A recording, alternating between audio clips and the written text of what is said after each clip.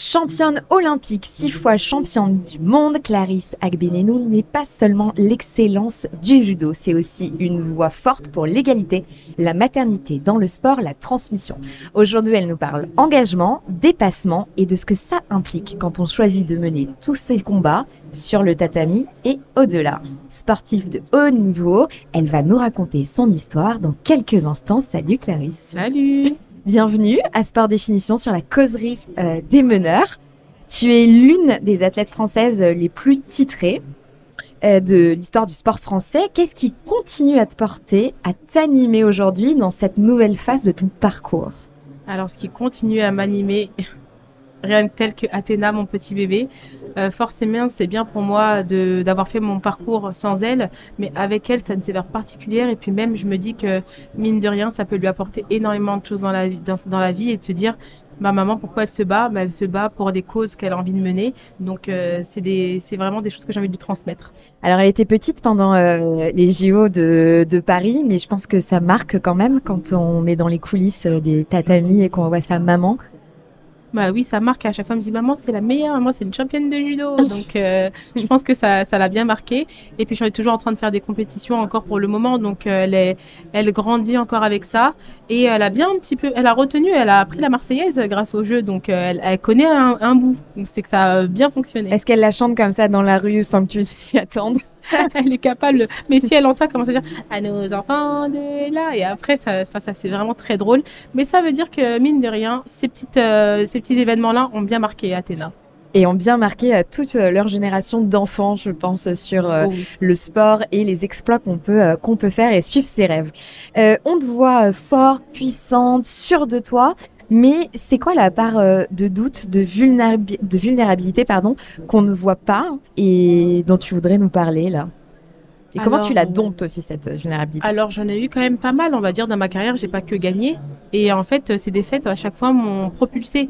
Donc, quand j'ai été vice-championne olympique en 2016, bah, pour moi, ça a été un échec qui a été horrible. Et en même temps, quand j'étais en train de perdre, j'étais en train de voir tout le travail que j'ai fait. Et c'était juste horrible. Et en fait, il faut repartir. Et ensuite, j'ai eu une grosse dépression avant les Jeux de Tokyo, avec le report des Jeux. Où là je me suis dit en fait j'ai plus rien et s'il n'y a pas les jeux je gagnerai peut-être jamais, c'est tout ce que je veux, gagner parce que je m'entraîne pour ça et j'estime pour moi être la meilleure, donc pouvoir gagner des jeux dans ma vie. Et en fait quand on n'a plus cet objectif là, on est un peu vide, très très vide, donc ça a été très compliqué et c'est pour ça qu'après j'ai fait mes études de coach de vie pour être coach plus tard et en même temps pour faire ce développement personnel et me sortir un petit peu de cet engrenage là qui était assez compliqué. Et en fait, ça m'a appris à pas mettre mes œufs dans le même panier. Donc maintenant, plus tard, je me suis dit si j'ai envie d'être maman, de créer une entreprise ou de faire autre chose que le sport, je le ferai. Et si j'ai envie de faire d'autres activités et de mettre le sport un peu de côté pendant quelques moments, je le ferai aussi. Et en fait, maintenant, c'est de penser à moi avant tout. Et ça me permet de pouvoir faire mon sport encore et toujours. Je sais à un moment où il faudra arrêter, bien évidemment. Mais de le faire sereinement.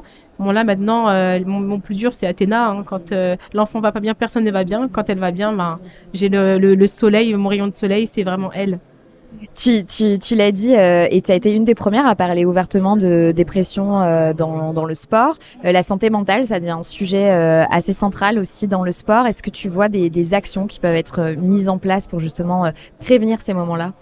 Les actions qui peuvent être mises en place, c'est ce dont moi j'ai mis en place, hormis prépa mentale, où ça c'est vraiment dans l'action même, c'est avant tout déjà d'essayer d'avoir les personnes qui sont autour de soi qui des fois vont exprimer ou pointer du doigt un mal-être. Et pour les athlètes, c'est vraiment de se comprendre. Il faut se comprendre et savoir qui on est. Et en fait, parfois, on ne sait pas qui on est drivé par son équipe, mais il faut se mettre au cœur, au centre de son projet. Donc, quand il y a un moment donné, on ne se sent pas très bien, il faut le dire, il faut être à l'écoute de son corps, il faut pouvoir en parler à son entourage, aux personnes, à ses entraîneurs. Et en même temps, les entraîneurs doivent être à l'écoute de ce que l'athlète va dire. Parce que souvent, c'est « oui, mais là, tu chouines un peu, il faut aller dans le dur » ou des choses comme ça.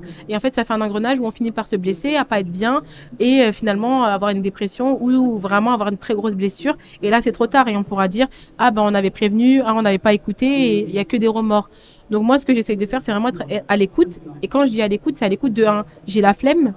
j'ai à l'écoute, je pense que je vais me faire mal. Donc, et moi, à chaque fois, je dis toujours la vérité à mes entraîneurs. J'ai la flemme, bon, bah, dans ce cas-là, on y va. Et des fois, j'ai la flemme, il va regarder, il va se dire, ah, j'ai la flemme, elle peut se blesser. Donc, en fait, c'est vraiment être à l'écoute de son jauger, athlète et de jauger si là, il faut le pousser ou si là, il faut vraiment y aller doucement. Et puis, il y a des athlètes, des fois comme moi, où je vais dire, j'ai la flemme, il va me dire, ouais, t'as la flemme. Bah, écoute, si tu veux pas être championne, voilà, savoir piquer là où il faut pour que ça te redonne le coup de fouet pour y aller. La réaction, exactement. T'as inspiré des milliers de jeunes, souvent peut-être sans le savoir, en tout cas au début. À quel moment t'as pris conscience d'avoir que t'avais cet écho en fait, et comment t'as appris à l'appréhender? Alors c'est vrai que j'ai inspiré depuis très jeune. Après, je suis quelqu'un qui a toujours été la justicière de son école. Donc dès la primaire, on venait beaucoup me voir. Moi, je voulais jamais être déléguée parce que j'étais cancre, mais à chaque fois, tout le monde me mettait déléguée. Donc j'étais d'office déléguée alors que je ne voulais pas. Donc j'ai toujours été. Et tu le faisais quand même? Je le faisais quand même. Bah, tout le monde avait voté pour moi alors que je m'étais pas mis. Ils votaient pour personne d'autre. Donc je leur disais bon, bah ils ont dit oui, mais on peut jamais avoir mieux justicière que toi-même, que toi. Donc je disais bon, bah j'ai pas le choix. Mais à chaque fois, je prenais un bon suppléant. Et finalement, comme j'étais pas là avec le sport, bah, c'était le supplément qu'il faisait. Mais c'est vrai qu'on m'a toujours mis au centre et j'ai toujours parlé, toujours été là pour les gens. Donc c'est pour ça que j'ai envie d'être coach. Mais et en même temps, j'ai vu que les gens étaient vraiment derrière moi quand j'ai reçu certains messages sur les réseaux sociaux. Il y en a qui m'ont vraiment marqué. Donc un en exemple où je suis aussi marraine des SOS Préma, donc pour les enfants prématurés. Et quand j'ai eu le message d'un parent qui a dit vous êtes l'héroïne de mon enfant prématuré parce que on n'en connaît pas beaucoup des enfants comme vous qui ont réussi. Et à chaque fois il se pose des questions de ce qui deviendra dans la vie. Mais là mon cœur j'ai dit waouh. Tu sais pourquoi tu le fais en fait. Juste pour ça en fait ça en vaut la peine et en fait il faut leur montrer qu'il faut se battre au quotidien. Tu as brisé pas mal de plafonds de verre et pourtant en 2025, le sport féminin n'a toujours pas la même visibilité que le sport masculin. À quoi, selon toi, une vraie égalité ressemblerait concrètement? Alors, je pense que déjà, les médias doivent un peu faire leur part du travail. Donc, forcément, de mettre sur les mêmes chaînes les compétitions hommes et femmes. Là, on a aussi entendu parler, il y avait Roland Garros il n'y a pas si longtemps, donc ce rapport-là avec les horaires, donc de faire des matchs la nuit. Donc, est-ce que ça va valoir plus de personnes qui vont regarder? Et franchement, c'est pas honnête parce que mine de rien, on peut pas savoir, c'est pas écrit, mais il y a eu des matchs qui ont été extraordinaires. On peut pas savoir. C'est vrai que les matchs des garçons durent plus longtemps. Peut-être demander à la fédération de tennis de mettre le même temps, voilà, le même nombre de sets. On ne sait pas, ça c'est un autre sujet, mais en tout cas, on a vu des compétitions, des combattantes qui ont duré très longtemps et qui se sont poussées dans leur retranchement. Donc ça, c'est important de le montrer et de le montrer en fait au monde. Et peut-être qu'en montrant ça, ça va donner envie aux gens de regarder. Et en plus de ça, ça va donner envie aux gens de les voir dans d'autres périodes. Donc, je pense que c'est un engrenage où on a peur que les athlètes ne fassent pas le travail et en même temps, les médias ne relaient pas. Et quand les athlètes font le travail, ah mince, les médias se disent ils auraient pu relayer. Il faut juste le faire. Quand il y a quelque chose qui est beau, il faut le montrer. S'il y a rien, il n'y a pas de résultat chez les femmes ou des choses comme ça, on peut rien montrer. Mais quand il y a des matchs, des combats qui sont extraordinaires, on demande juste un peu de médiatisation pour le relayer et pour justement que les gens voient. En fait, il y a peu de femmes qui sont connues parce que les médias ne relaient pas. Mais si on relayait plus, là, ça serait presque ex-aequo. Et quand vous devenez connu, on vous compare aux hommes. Et quand on devient connu, on nous compare aux hommes. Mais par contre, c'est bizarre, on compare jamais les hommes aux femmes. C'est vrai. Alors qu'on peut se dire, il a pas la puissance de Serena. Ça serait incroyable quand même. On va changer le game, je pense. On va changer le game. Toi, si tu devais transmettre une seule valeur à une jeune fille qui se lance dans le sport, dans une carrière sportive, ce serait quoi? Le conseil de Clarisse? Je lui dirais de s'amuser. Je lui dirais vraiment, le seul conseil, c'est de s'amuser et de faire les choses pour elle et pas pour les autres. Toi, que t'as eu l'impression quelquefois de t'oublier et d'oublier de t'amuser? Alors, à un moment donné où là, on te demande beaucoup plus de faire de la performance, en tout cas pour y vivre, de faire des choses. Donc, à un moment donné, oui. Et ce qui fait qu'on se perd un peu, ça a été assez rapide, pas trop long. Mais en tout cas, dès jeune, je savais que ce que je voulais faire, j'étais vraiment... on m'appelait la chiante, mais je voulais faire du judo. Je disais à tout le monde que je voulais être championne. On me disait, mais tu vas pas y arriver, il faut faire tes études. Je disais, oui, j'ai envie d'être championne, c'est comme ça. Donc j'ai vraiment toujours poussé à faire ce que j'ai envie et j'en suis aujourd'hui la plus heureuse. Tu en as parlé tout à l'heure de ce qui te rend la plus heureuse, c'est ta petite fille Athéna qui vient de souffler il y a quelques jours sa 3e bougie. Dès le début de ton congé mat, tu l'as amenée sur les tatamis avec toi, tu l'as allaitée, elle était là pendant tes séances d'entraînement, pendant les compétitions. Ça a été vu comme un geste fort, presque militant, et beaucoup de femmes t'ont remercié. On est beaucoup à te remercier de montrer aussi ce côté-là de la vie professionnelle des femmes. Comment t'as vécu ce choix? Est-ce qu'il s'est imposé et quel message t'as voulu faire passer finalement? Alors moi, je l'ai vécu extraordinairement bien, forcément avec beaucoup de combats. Ça n'a pas été simple, mais en même temps, je me voyais pas faire sans, comme j'ai dit. Toi, c'était logique, normal. C'était logique, normal, et c'était même pas pour militer ou défendre. C'est mes convictions, c'est mes valeurs, et c'était juste, je me voyais pas partager. Je préférais tout faire dans la difficulté que de partager, d'avoir des moments que je peux pas faire, et j'avais cette facilité-là. C'est vrai que dans l'entreprise, c'est plus difficile. Et moi, j'avais la possibilité de pouvoir l'emmener et d'avoir de l'aide. Donc, pourquoi s'en priver et pourquoi s'en priver pour de la fatigue ou des choses comme ça? Non, je préfère être fatiguée et de pouvoir essayer. Et puis, si jamais c'était essayer, et si ça marchait pas ou fallait faire différemment, j'étais ouverte à faire différemment. Mais tant qu'on m'en donnait la possibilité, pour moi, c'était juste de foncer. Et j'ai adoré. J'ai adoré. Oui, forcément, quand je suis arrivée à des stages, j'étais épuisée, j'en ai pleuré. Mais mine de rien, j'ai tellement des sensations. Donc Athéna, j'ai allaité jusqu'à 2 ans et demi. C'est quand même beaucoup. J'ai allaité jusqu'aux Jeux de Paris. Mais ce lien qu'on a ensemble et cette force qu'elle m'a donnée, elle est au-dessus. Elle va vraiment au-dessus de tout, de mes larmes, de ma fatigue. Et en même temps, je me dis que si on peut faire tout ça, et déjà, je sais qu'il y a que les femmes qui peuvent le faire. J'en suis convaincue aujourd'hui. On a une puissance qui est totalement différente. Et en même temps, c'est juste de laisser l'opportunité. Il y a pas, ce que j'ai fait n'est pas la meilleure solution. En tout cas, ça a été la meilleure pour moi, mes envies, mais il y a d'autres choses qui peuvent être faites. Et en fait, de faire ça, ça peut ouvrir des portes pour certaines femmes qui ont besoin et qui se sentent des fois lésées et blessées parce qu'on les force, on les oblige à faire différemment. Moi, je veux juste ouvrir la porte pour que les femmes soient entendues et fassent via leur ressenti.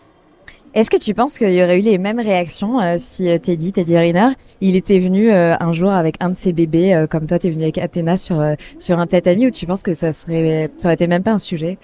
Ça aurait pas été un sujet et on le sait encore aujourd'hui dans d'autres enjeux où il aurait juste emmené, il aurait trouvé une solution et puis voilà. Mais après c'est vrai que ils allaient dire oui mais ça joue pas à leur performance, bon un peu avec la fatigue, mais il y a toujours quelqu'un pour accompagner en tout cas les hommes où ils ont pas forcément allaité, ils ont pas de grossesse, donc ça impacte pas leur physique à proprement parler. Forcément s'ils vont se lever dans la nuit ou pour les enfants qui ont des problématiques.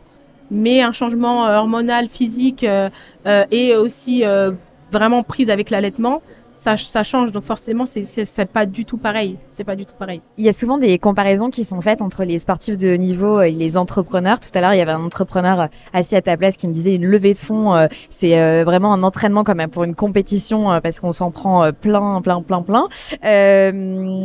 Il y a aussi cette comparaison qui est faite entre la maman entrepreneur, la maman sportive. Tu as ouvert des voies. Qu'est-ce que tu aurais envie de dire aux entrepreneurs, toi, aujourd'hui? Ce que j'ai envie de dire aux entrepreneurs, et en fait, c'est pour ça que je veux créer ma société de consulting mentorat, c'est qu'en fait, on a besoin d'être bien dans la tête pour aller encore plus loin. Donc, même si c'est un monde qui est assez masculin ou assez compliqué, je sais que vous avez tous des enfants et des femmes. Donc, pensez à vos enfants et vos femmes et vous avez besoin d'eux pour constituer un monde qui est un écosystème qui est juste hors pair.